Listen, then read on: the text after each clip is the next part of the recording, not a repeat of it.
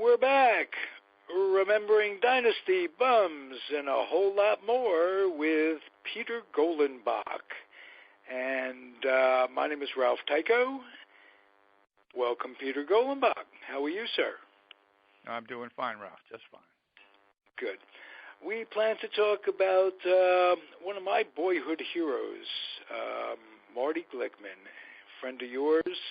You knew him well, and you were very fond of him, from what I understand. And yeah, I had a talk show on WOR in 1980 for about 9 months, and Marty was the sort of the sports guy, and so we became very good friends. And that's when he told me the story of what happened to him in the 1936 Olympics. I'd love to hear it firsthand. Well, he was a student at Syracuse University. He was a kid, and right. He was fast as could be. He could run. And so he was chosen to be on the same Olympic team with Jesse Owens, with Jackie Robinson's brother Mac Robinson, right. and a number of other, fine African American athletes on that track team. The coaches of that team were from USC, and what Marty didn't know was they were people who admired Hitler. They admired American coaches that admire Hitler. Yeah, they admired Hitler and the Nazi Party. And so what happened was the American team started doing unbelievably well. As you know, Jesse Owens won 4 gold medals during that Olympics. He had won 3, and the 4th he won was in the relay. And both Marty Glickman and a fellow by the name of Stoller were supposed to be 2 of the 4 people in the relay, but Marty and Stoller were Jewish. And so the coaches of the American Olympic team thought it was bad enough that African Americans were, in a sense, insulting Hitler, who believed in, the white race. And the master race, the master race. The master race and all the rest of that nonsense. And so they decided that they were not going to make things worse by allowing 2 Jews to win gold medals. And so they came up with this made-up reason. They said to Marty and to Stoller, Sam Stoller, they said to them, the Germans have this secret runner who we just found out about, and so we need somebody faster.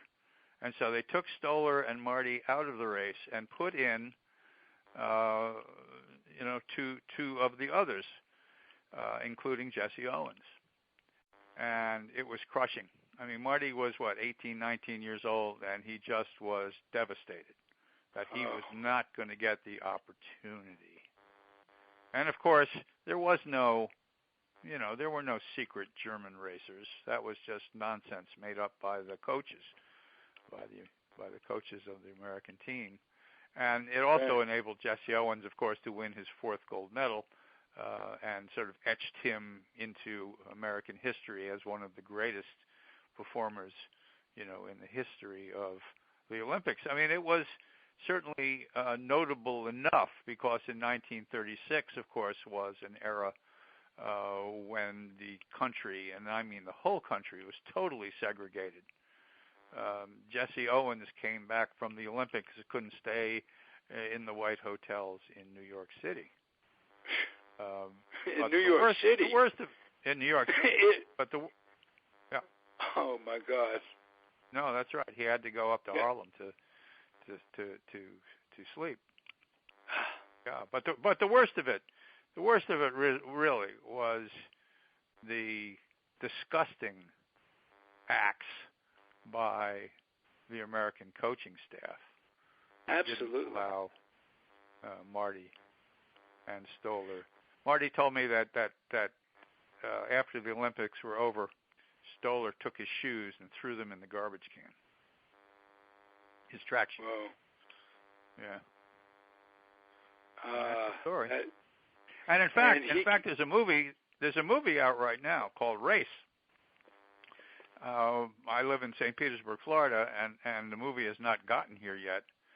I don't even know if it will, but I hope that it does. And it's about Jesse Owens.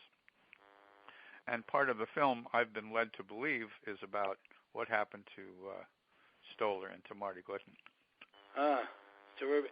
You know, I did a little research on Marty. He not only was a track star at Syracuse, he played varsity football. And yeah, he was a halfback. He was a very fine halfback as well. Yes. Right. And he was a little guy. Marty was not stocky large, though. And incredibly fast. Yeah. I mean, fast enough to be on the 1936 Olympic track team. Right. That's how fast he was. Exactly. Yeah. You know, I can't think in my head which is more embarrassing to Hitler, Jesse Owens winning 4 gold medals, which would have been, or 2 Jews beating them on the track team. But Jesse Owens by that time had already won gold medals. So he had won 3, and in fact, Jesse Owens said to the coaches, "This is ridiculous. Let Marty run." Jesse said that, and the coach said to him, "You shut up." After winning 3 gold medals, right? You shut up. Oh yeah. Well, I mean, he was an African American in in 1936. I don't know much about Olympics per se, but I do know the name Avery Brundage, and I know that. Can you tell me something about his connect with being a German sympathizer? Yeah. Well, I can tell you, Avery Brundage was a son of a bitch in so many different ways. Brundage was somebody who was an Olympian in 1912. And 1912 was the year that Jim Thorpe won Olympic medals in, I believe it was Stockholm, Sweden. And Brundage found out that Jim Thorpe had played minor league baseball during 2 summers when he was in college, and had gotten paid, $20 a game, something like that. Right. Semi-pro, basically, not even organized minor league. Right. But Brundage was the one who orchestrated them taking Jim Thorpe's medals away because he was no longer strictly an amateur. And that was something that just, that just ate at poor Thorpe for the rest of his life. Right. Brundage was a bad guy. He was a bad guy. Yeah. Tell me some Marty Glickman stories that he passed along about broadcasting. Naturally, we're both radio people, and I do want to hear about your experience at WOR. How did that come about, and what did you like about it? What didn't you like about it? Oh, I liked it. I liked it tremendously. It was an opportunity to call anybody up in the whole wide world on the phone and said, "I would like you to either be a guest on the phone and talk with me, or come to the studio and sit with me."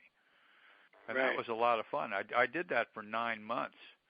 I had some marvelous memories, and I still have the tapes of some of those conversations.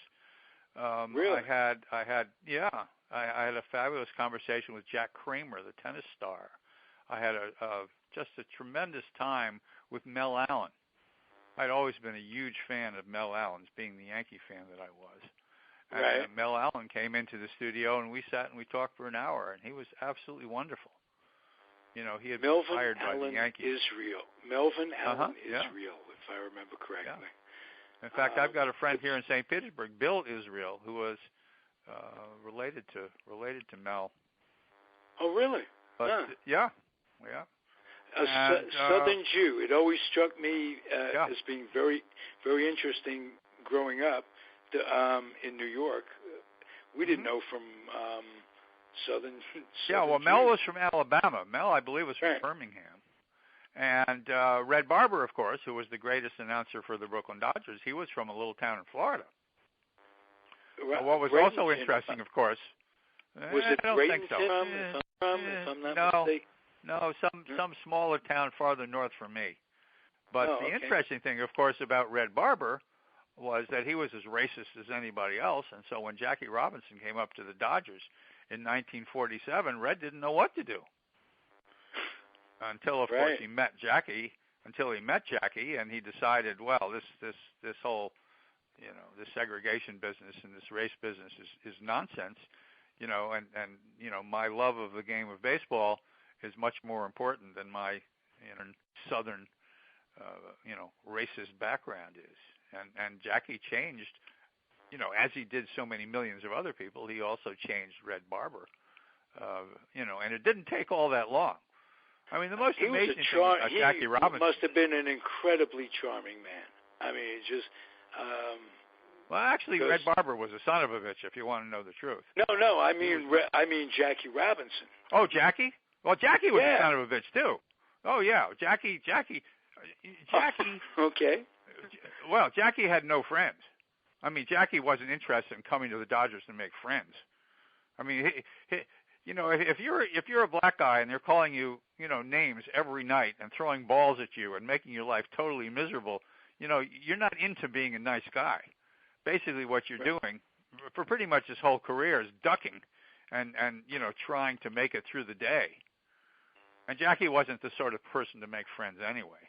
That was not his nature. His friend was Rachel Robinson, his wife. That's who he had as his his friendship and his companionship. Jackie was tough. But going back to Red Barber, like so many other people, when Jackie came up to the Dodgers, it was entirely new. There wasn't an integrated house in the entire country. You couldn't go anywhere and sit in an integrated auditorium or movie theater or ball field or anywhere. Nightclub. They had Cotton Club. Anywhere. And so, black entertainers can, get. And Red Barber, admitted not too long afterward that what a wonderful person this guy was. How incredibly brave and how important he was to the success of the Dodgers. So, his relationship with Red Barber is sort of a microcosm. Yep. Yeah, I remember reading a similar reaction, Pee Wee Reese, when they signed Jackie Robinson originally as a shortstop, and That's he's correct. Coming home. Am I right? That's absolutely right. And that's right. He's Jackie's coming home on the boat. Yeah. Yeah, he was coming home on the boat from the Army. Yeah, I think I read that in a great book by some guy. By some guy. By some guy. And he's coming home, and not only is Jackie Robinson a black man, remember Pee Wee Reese from Louisville, Kentucky, where That's right. races go to breed, yeah, basically. That's absolutely true. Oh, yeah. And he's coming home on the boat. He's not only a black guy, he's a shortstop. And Reese had to make a decision. There was a faction of Dodgers, you can tell it better than I can, that on that team that didn't want Jackie there, and Pee Wee wasn't one of them. They brought this petition around for Pee Wee to sign, saying that we, Southern boys, don't want Jackie Robinson on the Dodgers. And Pee Wee looked at these guys and he said, "Look, if this guy is good enough to take my job, have at it." That was his attitude. I mean, Pee Wee was really, really an amazing person, and I think the story that exemplified that probably more than any other was told to me by Rex Barney as I was doing Bums. Rex Barney, for many, many years, was the PA announcer for the Baltimore Orioles. And I met Rex in a bar in Baltimore and asked him about his years with the Brooklyn Dodgers, and he proceeded to tell me the story of the day they were playing one of the very, very first games of the 1947 season in Cincinnati. at Crosley Field, and the fans were booing, Jackie and calling him names and so forth and so on. And Pee Wee knew damn well that the people in the stands could very well have been his family, his friends, other right. boyhood guys. Yeah, well, Louisville was, right across the river from Cincinnati. I mean, it was a short trip to go from Louisville to Cincinnati to see the ball game. And as Rex Barney tells the story, and I never forgot it because it sent chills up my arm when he told me the story. He said as they were throwing the ball around prior to the game, Pee Wee Reese walked over from his shortstop position over to Jackie, who was standing at first base. Jackie was a first baseman the very first year with the Dodgers. Right. And he stood there and put his arm around Jackie's shoulders. And it doesn't sound like very much. It doesn't sound like much today. But that was one of the bravest things that you could possibly imagine in 1947. Right. Except that I wrote a book called Teammates. It's in the 5th and 6th grade called Teammates. Whereas in the book, Jackie he comes and puts his arm around Jackie and he says, we're teammates. But such an important story that if you go to Coney Island in New York and go to their ballpark, in front of their ballpark, there's a statue of Pee Wee Reese and Jackie Robinson standing there together. Right. The Mets have a minor league club playing at one of the most beautiful stadiums around, and it really brings tears to the eye because Brooklyn is where the Dodgers should be. I'm sorry. I mean, as much as I love the New York Giants, you have to say the people in Brooklyn suffered more than the people in New York that were Giants fans. Overall, the nostalgia, the people that still cringe today when you hear the word Walter O'Malley. It's like, wow, this is speaking of Hitler, as we were before. Yeah, that's right. Hitler, Stalin, and Walter O'Malley, the three worst people in history. Right. What they say, 3 bullets, or 2 bullets. What are you going to do after you shoot? Who gets it after O'Malley or whatever it is? But something like that. Yeah, bad people. Some more Marty. He was an iconic announcer. He was just a smooth guy. He was remarkable. He did. Yeah. He would do things. He did high school sports on the weekends. I think I might have remember as a kid listening. Newtown High School soccer in the championship. Yeah. Marty Glickman, the announcers. Nobody watched the game. He just looked up. He just spent the game watching Marty announce the game. That's what it was. You listen to Marty. The Giants. He did the New York Giants football team. He did the New York Knicks for a little while. And a little while, he did the Rangers a little bit. And I'll bet we both agree that there is no announcing that it takes more skill than ice hockey. Hockey is difficult. When I was at Dartmouth, I did college basketball. I announced some of the college basketball games. And I'll tell you, that's not easy either, because you've got these players playing at breakneck speed, and you have to know who they are. And very, very quickly, you can't just go, number 5 throws it to number 30, who throws it to number 6. You've got to know who these people are. It's very interesting to do it.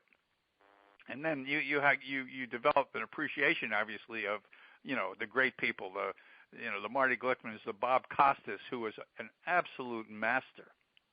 Right. And the specialty guys too. The Harry Carey. I had the opportunity after I wrote Wrigleyville to be a guest in Wrigley Field, where I was with Harry Carey, and we did the pregame show. I mean, what a classy, interesting guy Harry Carey was.